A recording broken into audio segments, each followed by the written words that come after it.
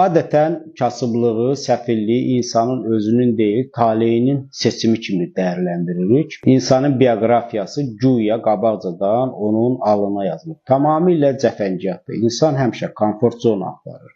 Bu zona məsuliyyətlərin az, azadlıqların çox olduğu yaşayış formasıdır və bu yaşayış forması fərdin seçiminə görə dəyişir. Biri bu formanı zibillikdə tapır, digəri imarətdə. Məsuliyyətlərin az, azadlıqların çox olduğu zona kimisinə görə zibillikdədir, kimisinə görə zənginlikdə. Nietzsche xristianlığa qəzəblidir ki, insanlığı köləliyə yoluxdurur. Təkcə xristianlıq deyil, digər dinlər də zəifi, acı, yoxsulu, ilahi varlığın əziz giramisi elan edərək onun üçün metafizik bir komfort zonası yaradır. Bu zonada hazır və xoşbəxt xəyallar sistemi var. Şəxsi təxəyyülü zora salmağa ehtiyac yoxdur. Bu dünyanın cəhənnəmi zəifin, yetimin komfort zonasıdır. Çünki inancı onu şəxsi məsuliyyətdən azad edir. Azadlığını isə mükafat olaraq o biri dünyada alacaq.